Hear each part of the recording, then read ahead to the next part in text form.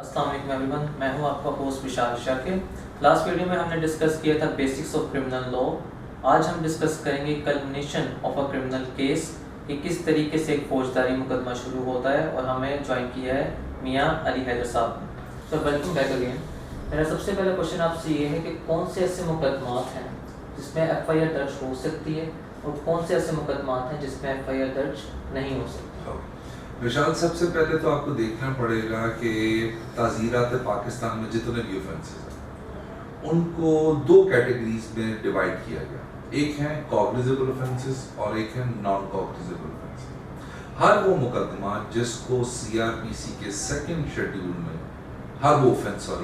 جس کو C R P سی کے سیکنڈ شیڈیول نے کوگنیزیبل اوفینس ڈکلیئر کیا گیا، وہاں پہ 154 کے تحت ایف آئی آر درج، اور ہر وہ اوفینس جس کو نان کوگنیزیبل ڈکلیئر کیا گیا وہاں پہ ایف آئی آر درج نہیں ہوگی۔ اس کے ایک ڈفرینٹ ہیرارکی ہے 155 آنورڈز جو آپریٹ کرتی ہے۔ سو یہ کلاسک ڈفرینس ہے کسی بھی اوفینس کی ایف آئی آر درج کروانے کے لیے، کہ جہاں آپ نے دیکھا، کیونکہ اکثر آپ دیکھیں کہ جب آپ ایپلیکیشن ڈرافٹ کرتے ہیں تو آپ جو بھی مدعی ایگریوڈ ہوتا ہے یا وکٹم ہوتا ہے وہ ایپلیکیشن ڈرافٹ کرتا ہے کہ ٹرائز ٹو میک شیور کہ کوگنیزیبل اوفینسز کے انگریڈینٹس کو فلفل کیا جائے تاکہ اس کی 154 کی کارروائی ہو سکے اور ایف آئی آر درج ہو سکے۔ سر میرا کوشچن آپ سے اگلا یہ ہوگا کہ کوگنیزیبل اور نان کوگنیزیبل کیا ہوتا ہے؟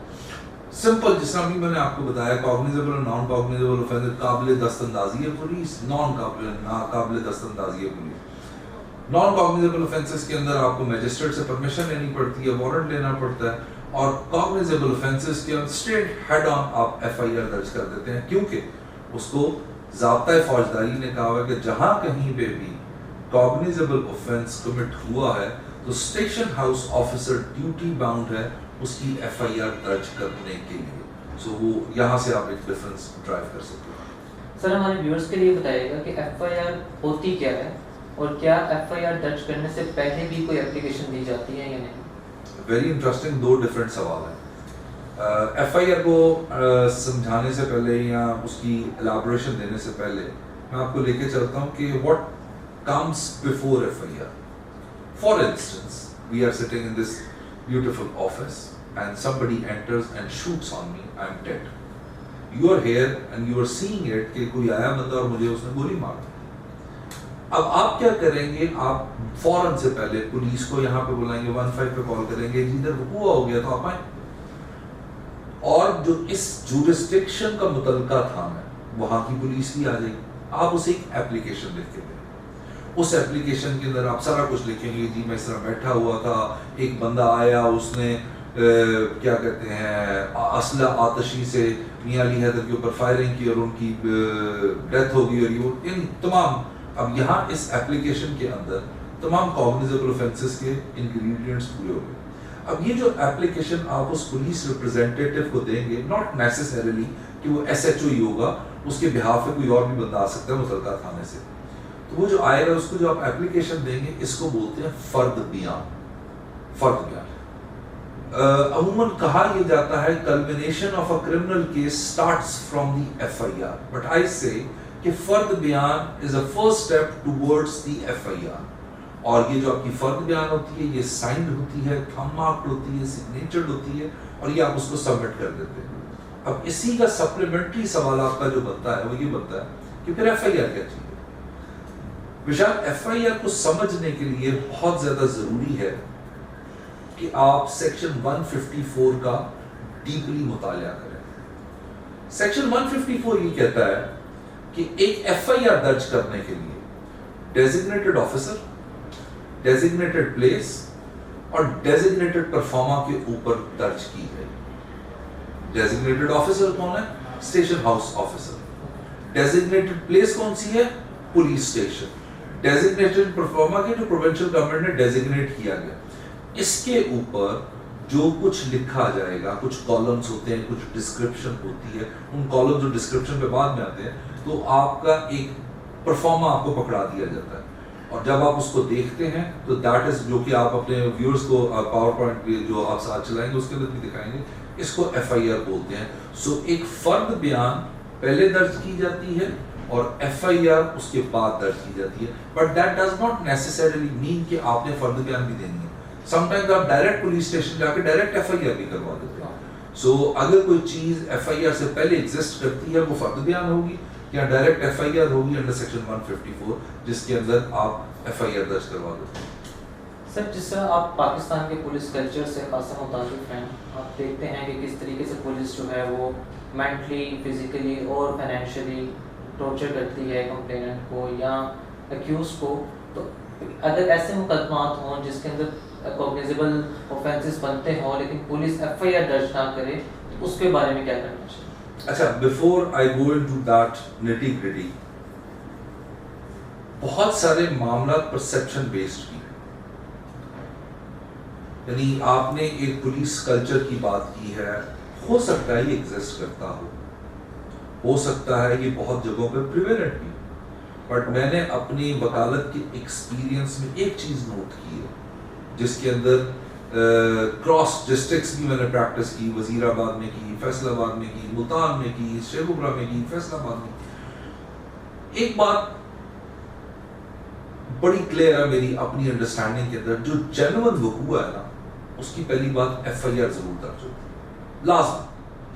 ہاں کچھ پرابلمس آتے ہیں وکٹمس کو, کچھ پرابلمس آتے ہیں کمپلیننٹس کو, بٹ وہ انویسٹیگیشن کی اسٹیج ہے. بٹ اگر جینوئن وقوع ہے FIR ضرور درج ہوتی ہے. But having said that, police کا جو سب سے امپورٹنٹ کام ہے, پولیس اس وقت تک متحرک نہیں ہو سکتی جب تک 154 کی کارروائی نہیں ہوئی. جب 154 کی کارروائی ہو گئی ہے تو پھر ایک ڈفرنٹ سٹیج آ جاتی ہے. بٹ آپ نے سوال یہاں پہ یہ کیا کہ فار انسٹنس اگر پولیس آپ کی FIR درج نہیں کری تو کیا ہو. ہمارے ضابطۂ فوجداری میں دو ڈفرنٹ میکانزم پرووائڈڈ ہے.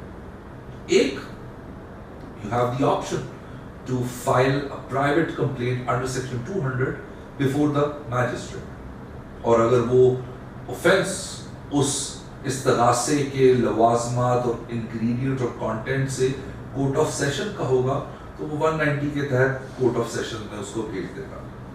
اچھا, دوسرا 22A22B, very notoriously famous provision of law, because اس نے لا کی انٹرپریٹیشن کو over the period of time بہت تیزی سے چینج کیا. کیسے؟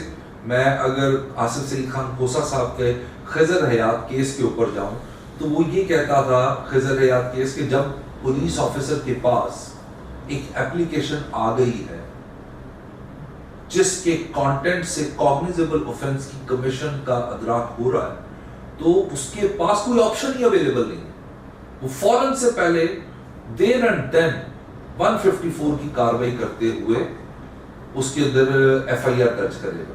پھر بشیر اینڈ ادر کیسز آئے, پھر اس کے بعد 2013 میں آیا, 19 میں آیا. بٹ اب جو صورتحال ہے وہ یہ ہے کہ اگر کوئی SHO آپ کی FIR نہیں کاٹ رہا تو آپ اس SHO کے خلاف 22A22B کی پٹیشن, بیسکلی 22A16 کی پٹیشن آپ فائل کرتے ہیں, جس کو آپ جسٹس آف پیس کا آفس کہتے ہیں. وہاں پہ آپ یہ پٹیشن فائل کرتے ہیں اور وہاں پہ بھی پھر ایک میکانزم ہے کہ نوٹس کیے جاتے ہیں, اس کی پریلیمنری انکوائری کی رپورٹ منگوائی جاتی ہے جس کو کہتے ہیں کامنٹس فائل کیے گئے ہیں, تو کامنٹس آ جاتے ہیں. حالانکہ بہت سارے کیسز ایسے موجود ہیں ابھی بھی, starting from the supreme court up to the across Pakistan جو پروونشل ہائی کورٹس ہیں, وہ یہ کہا کرتی تھی کہ 154 کی کاروائی کرنے کے لیے اگر SHO نے پریلیمنری انکوائری کر دی تو FIR کا کوئی اسٹیٹس نہیں.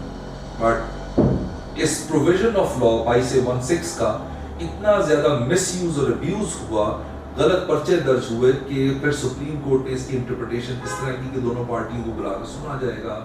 آپ SHO نہیں کاٹ رہا, آپ DSP کے پاس جائیں, آپ اس سے اوپر والی اتھارٹی کے پاس جائیں, اس سے اوپر والی اتھارٹی کے پاس جائیں. سو اس وجہ سے یہ ایک میکانزم پرووائڈڈ ہے. سو آپ کے سوال کی طرف آتے ہوئے کہ اگر FIR درج نہیں ہو رہی تو آپ کے پاس ایک آپشن استغاثے کا ہے, ایک آپشن آپ کے پاس 22A22B کا ہے. بٹ ایک سوال یہاں پہ یہ کھڑا ہوتا ہے کہ ہمارے پاس جب کلائنٹس آتے ہیں نا, ان کا سب سے زیادہ فوکس ہوتا ہے پرچہ کرانا, اور وہ پرچہ اس وجہ سے کرانا ہے کیونکہ اپریہینشن آف اریسٹ کو ٹریگر کرتی ہے 154. ویئر ایز استغاثہ جو ہے وہ اس کو ٹریگر نہیں کرتا, اس کے اوپر ایک ججمنٹ آ چکی ہوئی ہے کہ just file the bail bonds اور آپ کو بیل گرانٹ کر دی جائے گی. سو وہ ایک ہماری بڑی زبردست فیلڈ آف فوجداری وکالت ہے بیل سٹیج.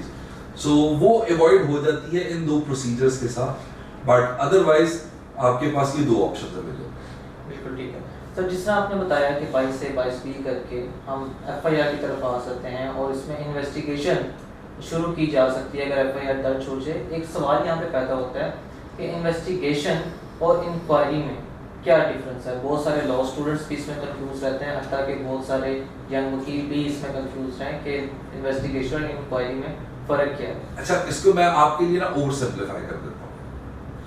جہاں FIR درج ہوگی وہاں پہ کلیکشن آف ایویڈنس ہوتی ہے. اچھا, میری اپنی ذاتی طور پہ اپنے چھوٹے سے ایکسپیرینس اور کم علمی, میں I must confess کہ I'm not that learned, but I must say کہ میرا یہاں پہ ایک اختلاف ہے.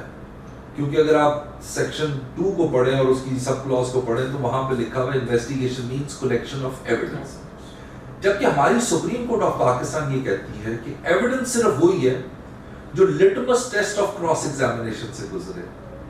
سو I must refer a person, his lordship mister justice Mazahir Ali Akbar Naqvi sahib, وہ کہا کرتے تھے کہ پولیس کا کام میٹرز, فیکٹس, ان کی کلیکشن ہے, کیونکہ ایویڈنس تبھی ایویڈنس بنے گی جب وہ litmus test of cross examination سے گزرے گی. پہلی بات. دوسری یہ بات, ہر وہ مقدمہ جس میں 154 کی کاروائی ہوگی وہاں انویسٹیگیشن ہوگی, تفتیش ہوگی, اور اس کے علاوہ ضابطۂ فوجداری میں ڈیفائن کر دیا گیا ہے کہ کن کن چیزوں میں انکوائری ہو سکتی ہے, کن کن چیزوں میں. مانی ایگزامپل دیتا ہوں, 145 کے اندر انکوائری ہو جاتی ہے, اس کے بعد ایگزیومیشن کے اندر انکوائری ہو جاتی ہے, اور بہت ساری چیزیں ہیں جس کے اندر انکوائریز ہو جاتی ہیں. بٹ انویسٹیگیشن صرف اور صرف وہیں پہ ہوگی جہاں پہ 154 کی کاروائی ہوگی. کیوں؟ کیونکہ بہت ساری ایسی چیزیں ہیں جو پولیس نے کرنی ہے کل کو عدالت میں مقدمہ پیش کرنے کے لیے, جس کو چلان کہتے ہیں, عدالت میں مقدمہ پیش کرنے کے لیے, جو کہ صرف اور صرف 154 کے بعد ٹریگر ہوتی ہیں, انکوائری میں وہ نہیں ہوتی. سو اس کو اوور سمپلیفائی کریں تو investigation means collection of evidence, اور فیکٹ فائنڈنگ, فیکٹس کلیکشن جو ہے وہ انکوائری کے زمرے میں آتا ہے. بالکل ٹھیک ہے سر. جس طرح آپ نے بتا دیا کہ investigation is a collection of evidence by the police, اب اس میں اگلا سوال یہ پیدا ہوتا ہے کہ پولیس کا اس انویسٹیگیشن میں کیا role? Very interesting, very interesting. میں بلکہ بھی یہ UNODC کی کافی زیادہ ٹریننگز کرواتا ہوں پولیس پروسیکیوشن کوآپریشن کے اوپر.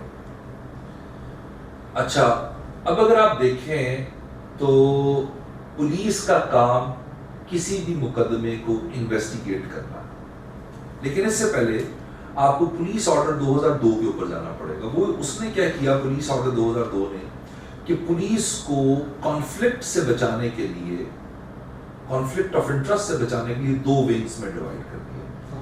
ایک ہے آپریشنل ونگ اور ایک ہے انویسٹیگیشن ونگ. یعنی مقدمہ درج ہوا اور اس کے بعد مقدمہ ریفر کیا جاتا ہے. فار انسٹنس میں نے مقدمہ درج کیا, اب انویسٹیگیشن میں نہیں کر سکتا, وشال کے پاس ریفر کر دی گئی انویسٹیگیشن.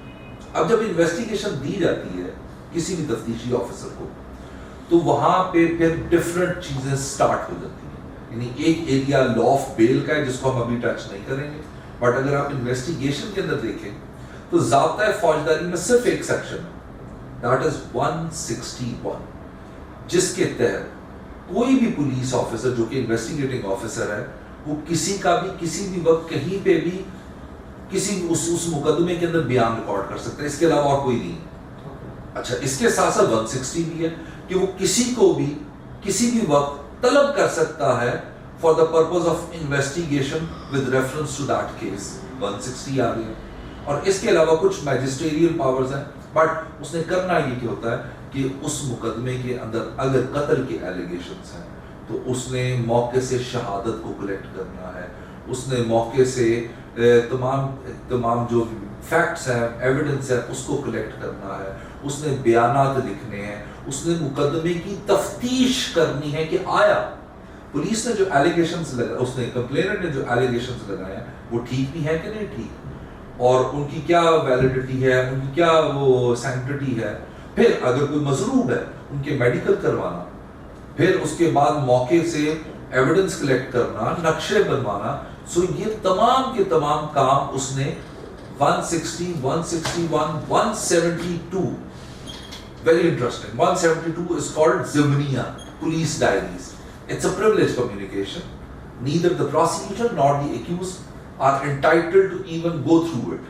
یہ کورٹ کے لیے ہوتی ہے. سو اس نے مقدمے کے سٹارٹ سے لے کے اس کے کنکلوژن تک, اگر کسی کو بلایا تو اس کا لکھنا ہے, اس نے کسی کا بیان لکھا ہے تو اس کو لکھنا ہے, اس نے کچھ بھی کیا کسی بھی مقدمے میں اس نے پولیس ڈائریز میں لکھنا ہے.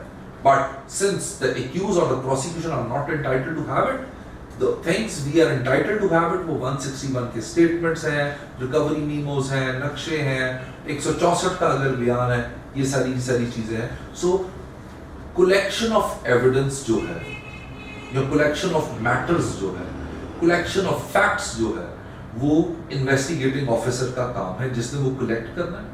اب اس کے بعد اگر اس نے کلیکشن آف ایویڈنس صحیح طریقے سے کر لی تو پریزنٹیشن آف ایویڈنس پروسیکیوشن اچھے طریقے سے کر سکتی ہے. اسی لیے یہ ٹریننگ ہم لوگ کرواتے ہیں تاکہ ان دونوں کے درمیان ایک لائزون بن جائے اور ایک برج بن جائے, تاکہ ایک ادارہ اپنی انویسٹیگیشن اچھے طریقے سے کرے اور دوسرا ادارہ اپنی جو انویسٹیگیشن کلیکٹڈ ایویڈنس ہے اس کو پراپرلی پریزنٹ کرے. سو یہ ایک ڈومین ہے ایک انویسٹیگیٹنگ آفیسر کا انویسٹیگیشن کی.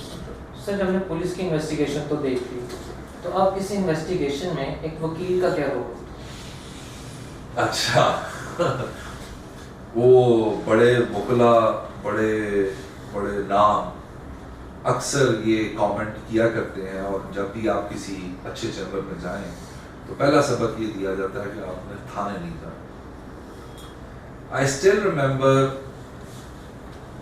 اعظم زی تارڑ صاحب, سلمان اکرم راجہ صاحب اور بہت بڑے بڑے نام کہ یہ ایڈوکیٹ کیا جاتا ہے کہ آپ نے تھانے میں نہیں جانا. اچھا میری اس کے اوپر ایک تھوڑی سی ڈفرنٹ اوپینین ہے. I might be wrong, but that's what I believe in. اور میں کوشش کروں گا آپ کی آڈینس کو سمجھانے کی کہ میں کیا کروں. آئین کا آرٹیکل 10 جو کہ constitution is mother of all laws اور وہ اوورسی کر رہا ہوتا ہے, واچ ڈاگ ہے, اور فضل کریم صاحب نے اس کو ایسے لکھا ہوا ہے کہ آپ کی ضابطۂ فوجداری کا ایک فیز ہے جس کو وہ نیم کرتے ہیں کانسٹیٹیوشنل کرمنل پروسیجر, کہ یہ اوورسی کر رہی ہے. آرٹیکل 10 یہ کہتا ہے, جو کہ Miranda versus Arizona very famous case اس سے نکلا ہوا ہے, کہ جب بھی کسی بندے کو آپ اریسٹ کریں گے تو اس کو within 24 hours آپ نے میجسٹریٹ کے سامنے پیش کرنا اور اس کو council of his own choice دیا جائے گا. اب سوال یہاں پہ یہ پیدا ہوتا ہے کہ جب کسی بندے پہ ایف آئی آر درج ہوئی, اس کو یہ پولیس اسٹیشن ملے گی, تو کیا وکیل لیگل اسسٹنس ملزم کو تھانے میں پرووائڈ کر سکتا ہے کہ نہیں کر سکتا؟ It's a very grey area. Unfortunately بہت سارے انسیڈنٹس لائرس کے اور پولیس کے اس سٹیج کے اوپر تھانوں کے اندر ہوتے ہیں. اکثر آپ نے دیکھا ہوگا کہ وکلا کی اور پولیس کی لڑائی ہو گئی, تھانے میں یہ لڑائی ہوگی, تو یہی وہ سٹیج ہے. اچھا میرا یہ کہنا ہے, اور میں بڑا ووکل ہو کے یہ بات کہتا ہوں کہ یس, ایک وکیل اپنے کلائنٹ کو پولیس اسٹیشن میں لیگل اسسٹنس پرووائڈ کر سکتا ہے, but with a but and a very big but in, اور وہ یہ ہے as long as وہ lawyer question of law پہ assistance provide کرے, not on question of fact. example دے دیتے ہیں. for instance ایک بندے نے وشال نے علی حیدر کے خلاف اپلیکیشن دی کہ جی علی حیدر نے مجھ سے پیسے لیے تھے اور اس کاروبار میں انویسٹ کرنے کے لیے میں نے اس کو پیسے دے دیے, اب یہ میرے پیسے واپس نہیں کرتا, لہٰذا اس نے criminal breach of trust commit کیا, اس کے خلاف 406 کی ایف آئی آر ہونی چاہیے. پولیس کے پاس جاتے ہیں, کوگنیزیبل آفینس کمٹ ہوا ہے, پولیس جو ہے آپ کی 154 کے تحت 406 کا پرچہ درج کرے. اب یہاں پہ ایک آپ نے ایک تھن لائن ہے, اگر میرا وکیل آ کے پولیس والوں کو یہ کہ انویسٹیگیٹنگ آفیسر کو یہ کہے کہ sir contents of the F I R سے 406 نہیں بنتا, وہ کہے گا جی کیوں, کہنا اور اگر وہ آرگیومنٹ کرے کہ سر اس کے اندر آپ دیکھیں کہ بزنس ٹرانزیکشن کا ذکر کیا گیا، یہ 2007 کی ایک ججمنٹ ہے لاہور ہائی کورٹ کی، یہ ججمنٹ ہے سپریم کورٹ کی جو یہ کہتی ہے 406 کی ایف آئی آر درج کرنے کے لیے انٹرسٹمنٹ آف پراپرٹی ہونی چاہیے، انویسٹمنٹ آف پراپرٹی نہیں ہونی چاہیے. جہاں انویسٹمنٹ آف پراپرٹی کی بات آ جائے گی آپ کے پاس اونلی ریمیڈی ہے جا کے سول کوڈ آرڈر 37 کا ریکوری سوٹ فائل کریں آپ جا کے، یہ نہیں آپ کر سکتے. Now whatever I did in front of you this is the assistance to the client to the extent of question of law. لیکن میں ادھر جا کے اگر یہ کہنے لگوں میرے دفتر بیٹھ کے معاہدہ ہوا، یہ تو معاہدہ ہی میرے دفتر بیٹھ کے ہوا ہے، میرا فلانا بندہ اس کے اندر انوالو تھا، فلانا بندہ اس کے اندر تھا. اب آپ کیا کر رہے ہیں؟ کوسچن آف فیکٹ کے اندر پارٹیسپیٹ کر رہے ہیں، اور جس کی وجہ سے technically and legally you are not entitled to be his counsel any more, because آپ فیکچوئل پروپوزیشن کے اندر انوالو ہو چکے ہیں. سو میرا یہ کہنا ہے کہ آپ لیگل اسسٹنس کے ساتھ بالکل ایک اسسٹنس پرووائڈ کر سکتے ہیں.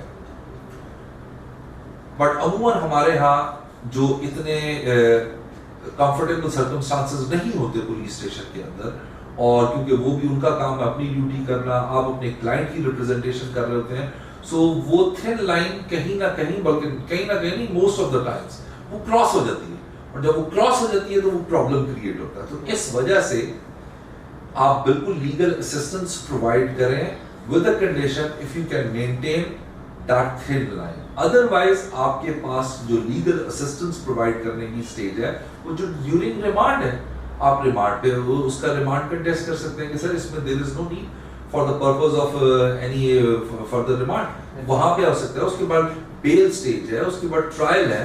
سو ملٹیپل سٹیجز آتی ہیں جہاں پہ ریپرزنٹیشن آتی ہے.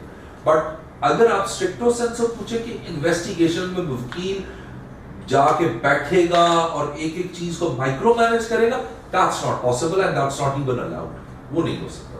سو اس وجہ سے ایک وکیل کو یہ اس چیز کو انشور کرنا چاہیے کہ وہ اگر اس تھن لائن کو نہیں کراس کرے گا اور کوسچن آف لا کی حد تک اسسٹنس دے، تو آرٹیکل 10 آپ کو امپاور کرتا ہے، آپ بالکل اسسٹنس پرووائڈ کر سکتے ہیں. سر ابھی آپ نے چلتے چلتے 164 کا ذکر کیا تھا، تو ذرا اس کو ایکسپلین کر دیں کہ 164 کی اسٹیٹمنٹ کیا ہوتا ہے.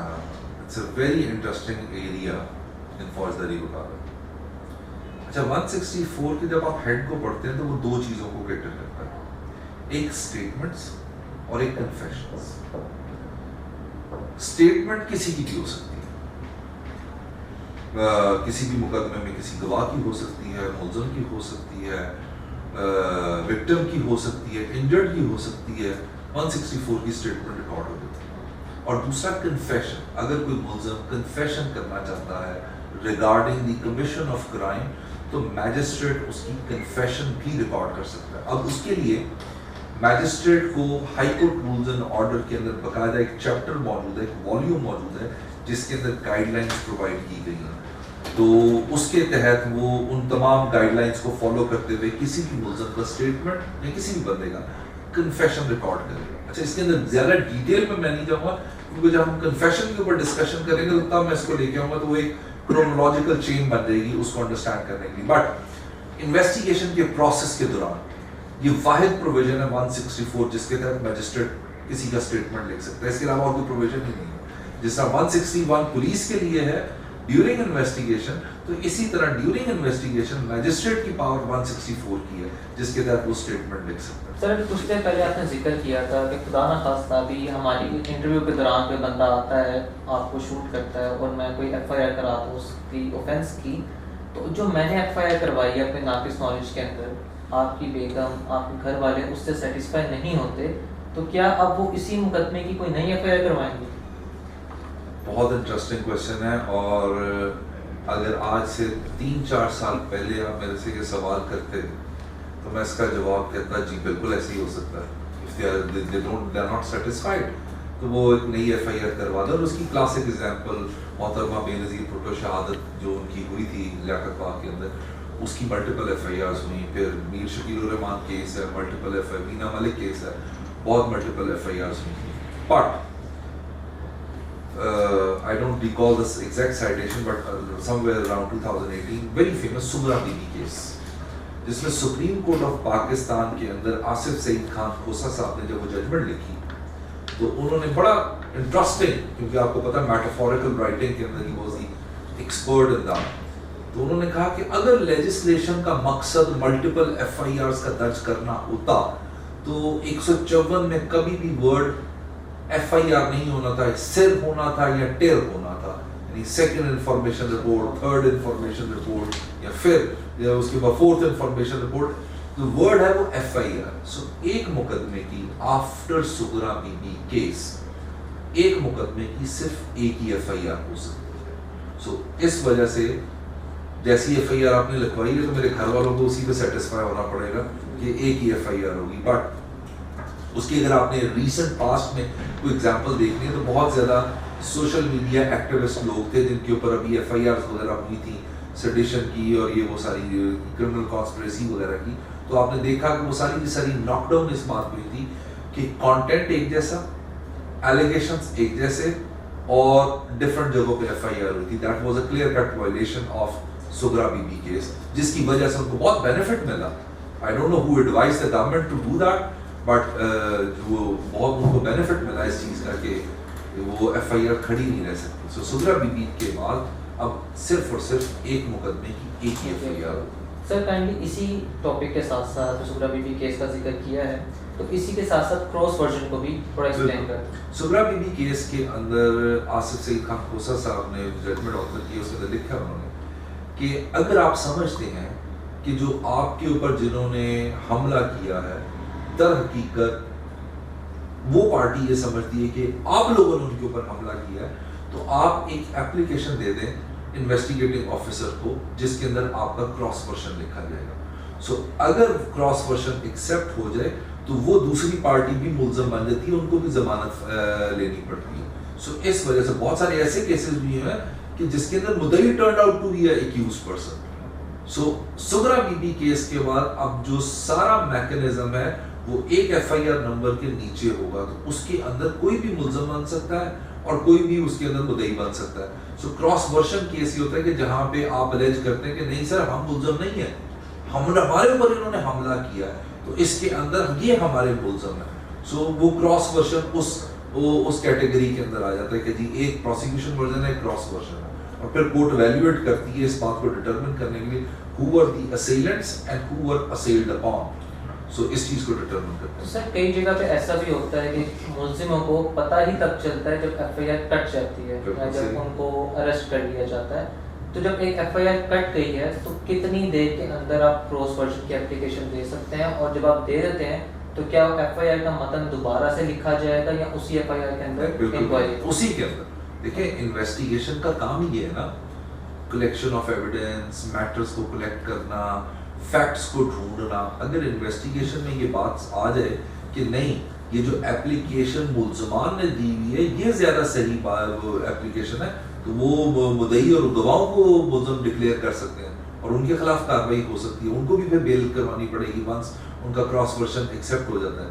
سو یہ جو بات سمجھانے والی ہے نا وہ یہی ہے کہ اب جو کچھ ہوگا ایک ہی ایف آئی آر نمبر کے اندر نیچے رہو, انٹل انلیس کہ وہ جا کے کوئی اپنی ایلیگیشنز کو چینج کر کے پارٹیاں کچھ ایڈ ووڈ کر کے کہیں اور جگہ ایف آئی آر کروا دیں تو that's a different debate. Otherwise اگر اسی انسیڈنٹ ہے, وہی ملزمان ہیں, وہی پارٹیاں ہیں, تو پھر ایک ہی ایف آئی آر کے نیچے سب کچھ ہوگا. سر اس میں ایک سوال یہ بھی نکلتا ہے کہ آپ جب کراس ورژن کی اپلیکیشن پولیس اسٹیشن میں دیتے ہیں, وہ پولیس آفیشیل جو ہے انویسٹیگیشن آفیسر جو ہے آپ کی کراس ورژن کی اپلیکیشن ایکسیپٹ نہیں کرتا, تو کیا اس میں 22 سے 22B کا اطلاق ہوتا ہے؟ 22 سے 22B, اس کے بعد استغاثہ, دونوں ریمیڈیز آپ اویل کر سکتے ہیں. یہ تو ہرگز کہیں نہیں لکھا ہوا ضابطۂ فوجداری کے اندر کہ یہ صرف اور صرف مدعی کے لیے ریمیڈیز ہیں. یہ ریمیڈیز ہیں کیوں اس کے لیے بھی ہیں کیونکہ جو پرنسپلز آف نیچرل جسٹس ہیں وہ بائیفرکیٹ نہیں کرتے کون مدعی ہے کون ملزم ہے, وہ دونوں کے لیے برابر ہیں. تو بالکل آپ وہ ریمیڈی اویل کر سکتے ہیں. بالکل ٹھیک ہے. سر کرمنل لا کے اندر جب ہم ایف آئی آر کو ڈسکس کر رہے ہیں, سب سے زیادہ جو امپورٹنس دی جاتی ہے وہ ایف آئی آر پڑھنے کو دی جاتی ہے کہ ایف آئی آر پڑھنا بھی ایک آرٹ ہے جو آپ کو پریکٹس کے ساتھ آتا ہے. اپنے ویورز کی آسانی کے لیے ہم نے اس ویڈیو کی ڈسکرپشن میں ایک پی ڈی ایف فارمیٹ کے اندر ایف آئی آر کی کاپی بھی پرووائڈ کی ہے, تو میں چاہوں گا کہ آپ اس ایف آئی آر کی کاپی کو اسٹیپ بائی اسٹیپ لے کر چلیں اور ہمارے ویورز کو بتائیں جو ینگ لا اسٹوڈنٹس ہیں اور ینگ لائرس ہیں کہ ایک ایف آئی آر جب ان کے پاس آتی ہے تو انہیں کن کن باتوں کا خیال رکھنا پڑتا ہے اور کس طریقے سے ایف آئی آر کو اسٹڈی کرنا پڑتا ہے. اچھا سنس ہم اس پوری کی پوری سیریز اور اس ٹاپک کا جو آج کا ہمارا ہے اس کا discussion he culmination of a criminal case ہے, تو یہ بات یاد رکھیے گا رائٹلی اور رانگلی ایک فوجداری مقدمے کا جو بیک بون ہے وہ آپ کی F I R. F I R کو پڑھنا بھی ایک آرٹ ہے, ایف آئی آر کو ڈائسیکٹ کرنا بھی ایک آرٹ ہے, اور سو مچ سو آئی وڈ سے کہ ایف آئی آر کو لکھنا بھی ایک آرٹ ہے. اچھا میں نے 3 دفعہ آرٹ کا ذکر کیا, اس کی وجہ یہ ہے کہ اگر آپ سپیریئر کورٹس کے فیصلے دیکھیں تو بہت ساری ایسی چیزیں موجود ہونی چاہیے آپ کی ایف آئی آر کے اندر تاکہ آپ کو میکسیمم ریمیڈی مل سکے, اور ان کیس آف فوجداری وکالت بالخصوص قتل کے مقدمے میں میکسیمم ریمیڈی ایک مدعی کے لیے یا وکٹم کے لیے یا ڈیسیز کے لیے سزائے موت ہے ملزم کے لیے. سو اگر آپ نے ملزم کے لیے سزائے موت لینی ہے تو پھر قانون شہادت کا آرٹیکل 71 بڑا ریلیونٹ بن جاتا ہے, oral evidence must be direct. So اس وجہ سے اس روشنی میں دیکھا جائے تو یہ جو ایف آئی آر کا آپ نے ڈسکرپشن میں دیا ہوا ہے پیٹرن, اگر آپ اس کو دیکھیں تو اس کے اندر سب سے اوپر کچھ کالمز ہیں, اور فوجداری وکالت میں ان کالمز کی بہت امپورٹنس ہے. سب سے امپورٹنٹ سب سے بڑی بات ایف آئی آر کا نمبر آ جاتا ہے, کیونکہ انیشیشن آف کیس سے لے کے اس کے فائنل سپریم کورٹ تک نمبر ریلی میٹرز. دین اس کے بعد آپ کا آ جاتا ہے تاریخ اور وقت وقوع کہ جس وقت یہ انسیڈنٹ ہوا, اس کے بعد آ جاتا ہے تاریخ اور وقت ایف آئی آر کہ جس وقت یہ ایف آئی آر درج کی گئی. اب بیسکس کے لیے کیونکہ آپ کی آڈینس وہ فریش گریجویٹس ہے, بیسکس کے لیے ہمیں یہ سکھایا جاتا تھا کہ آپ نے یہ دیکھنا ہوتا ہے دونوں میں ڈیلے کتنا ہے, اور یہ جو ڈیلے ہے some times it really matters a lot, some time it doesn't. So یہ ویری کرتا ہے اوفینس کے ساتھ اور ایلیگیشن کے ساتھ کہ یہ ڈیلے پلازیبل ہے کہ نہیں ہے. Again it's the art of advocacy کہ سم ٹائم وہ پلازیبل نہیں بھی ہوتا, لائر اپنی اسکل سے اسے پلازیبل بنا لیتا ہے, اور سم ٹائمز وہ پلازیبل ہوتا ہے لیکن لائر اپنی اسکل سے اسے امپلازیبل بنا لیتا ہے. سو یہ ایک بہت امپورٹنٹ چیز ہوتی ہے. پھر اس کے بعد اس چیز کو دیکھنا پڑتا ہے کہ یہ وقوع کس جگہ پہ ہوا ہے, وہاں سے اور پولیس اسٹیشن کا ڈسٹنس کتنا ہے. اچھا یہ سب کچھ جو کیا جا رہا ہے یہ مدعی کی بونافائڈ اور میلافائڈ کو ماپنے کے لیے کیا جا رہا ہے کہ اگر آپ کے 2 فٹ کے اوپر پولیس اسٹیشن ہے, آدھے کلومیٹر کے اوپر پولیس اسٹیشن ہے, 5 گھنٹے کا ڈیلے ہے, 6 گھنٹے کا ڈیلے ہے, تو مطلب یہ ہوا مدعی had the opportunity to deliberate upon the occurrence کہ میں نے کس کس کو فٹ کرنا ہے اس کے اندر. کیونکہ اگین وہی بات آ جاتی ہے کہ ہماری کوشش ہوتی ہے کہ جب جو ہمارے ملزمان ہیں پھر پورا کا پورا خاندانی روپن کیا جائے, تو یا مقدمے کے اندر امپرووائزیشن لائی جائے کہ ہم نے کیا کیا چیزیں پوری کرنی ہیں, یا وکیل سے کنسلٹ کر کے پوچھ لے جائے کی لکھنا ہے.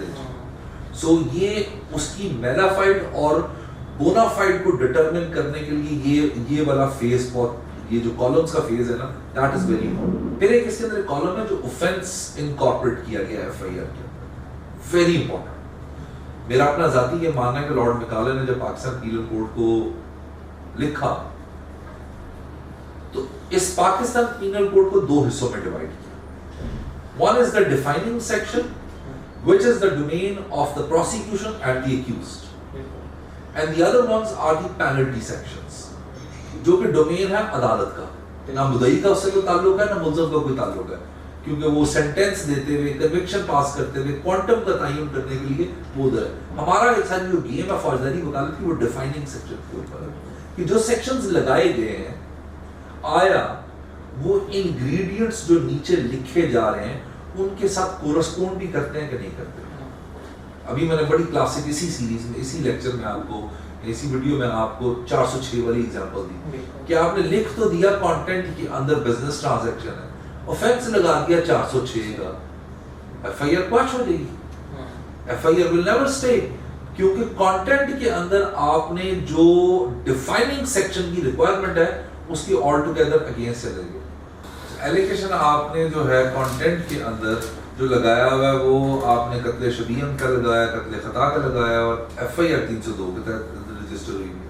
سو اس وجہ سے ان سیکشنز کی بہت امپورٹنس ہوتی ہے. اچھا, اب جو کانٹینٹس ہیں اس کے اندر ڈفرینٹ ویوز ہیں اس کو انڈرسٹینڈ کرنے کے لیے, ڈائسیکٹ کرنے کے لیے. میرا اپنا ذاتی یہ خیال ہے, اور جس طرح مجھے سردست بات یاد آ گئی شیخ امتیاز صاحب کی, he was the legend when it comes to قانون شہادت. وہ کہا کرتے تھے کہ اس کو جتنی دفعہ پڑھو یہ ایک نئی پکچر پورٹرے کرتا ہے. I tell you one thing, کہ ایف آئی آر کے کانٹینٹس کو جب آپ پڑھتے ہیں اور جتنا زیادہ پڑھیں گے وہ ہر دفعہ آپ کو ایک نیا لوپ کھول دے گا, ایک نئی چیز دے گا, ایک نیا پوائنٹ دے گا, ایک نئی گراؤنڈ دے گا, ایک نیا ڈیفنس دے گا, ایک نیا آرگیومنٹ آپ کو دے گا. سو میرا اپنا ذاتی یہ ماننا ہے کہ آپ کانٹینٹس کو زیادہ سے زیادہ پڑھیں اور اس کو ڈائسیکٹ کر لیں کچھ حصوں کے اندر. First majority of the cases کے اندر جو first portion of F I R ہوتا ہے یہ انٹروڈکٹری ہوتا ہے کہ میں کون ہوں, کون کیا ہے, کس نے کیا کیا. اچھا, جب آپ اس سے نکلتے ہیں تو پھر ایلیگیشن کا پورشن شروع ہوتا ہے کہ یہ اسلحے آتشی کے ساتھ تھا, مسلح ڈنڈا تھا, میں جا رہا تھا, وہاں سے یہ آئے, اس نے وار سوٹا کیا, اس نے 30 بور سے فائر کیا. اور یہاں پہ میرا تھوڑا سا اختلاف اس بات پہ ہے کہ کبھی بھی کسی بھی کرمنل اکرنس کے اندر فوٹوجینک میموری آپ کی ہو نہیں سکتی. بٹ انفارچونیٹلی یہ ہمارے سسٹم کا ایک ڈائلیما ہے کہ آپ ایف آئی آرز کو اگر پڑھتے ہیں تو بائی اینڈ لارج آپ کو فوٹوجینکلی جو ہے نا وہ پورٹرے کرنا پڑتا ہے کہ وشال نے گولی ماری, علی کے پاس ڈنڈا تھا, اس نے جپھا مارا, اس نے للکارا مارا. Just imagine in a daily routine life if some thing happens you don't remember کون کیا کیا کس طرح کرنے لگا. But having said that, in allegations کو ملزم کے اوپر ایلیگیشنز لگائے جاتے ہیں کس نے کیا کیا, تو آپ اس کو ڈائسیکٹ کر لیتے ہیں. اگر علی حیدر ملزم ہے, وشال ملزم ہے, احمد ملزم ہے, تو ان کو کیا ایلیگیشنز لگائے گئے ہیں اور ان کے پاس ویپنز کون سے. اب اس کو ڈائسیکٹ کرنے کے بعد آپ دیکھتے ہیں اگر کوئی مضروبین ہے اس کے اندر تو آپ ان کے M L C, M L R, اور کوئی ڈیسیز ہے تو اس کا پوسٹ مارٹم دیکھتے ہیں کہ آیا اگر مجھے ڈنڈا دیا گیا ہے اور جو انجری مجھے ایٹریبیوٹ کی گئی ہے کیا وہ کورسپونڈ کرتی ہے ایم ایل سی کے ساتھ. اگر مجھے انہوں نے 30 بور پکڑایا لیکن فائر پمپ ایکشن کا چھرے لگے, پیلٹس لگے ہوئے ہیں, تو دیٹ ڈزنٹ میک سینس. سو اس وجہ سے آپ ان ساری چیزوں کو دیکھتے ہیں اس ایف آئی آر کو انڈرسٹینڈ کرنے کے لیے. ٹرسٹ می کہ میرا بہت چھوٹا سا ایکسپیرینس ہے, I don't know it's right or wrong but it is the reality. اور وہ یہ ہے کہ میرے والد صاحب کہا کرتے تھے it's quite unfortunate but Pakistan میں نہ مدعی 100% سچا ہوتا ہے نہ ملزم 100% گنہگار ہوتا ہے. امپروومنٹس, پیڈنگ اور یہ غلط بندوں کو روپ ان کرنا یہ ہمارا کلچر کا ایک خاصہ ہے جس کی وجہ سے پروسیکیوشن کو بھی نقصان ہوتا ہے اور سم ٹائمز ڈیفینس کو بھی نقصان ہوتا ہے.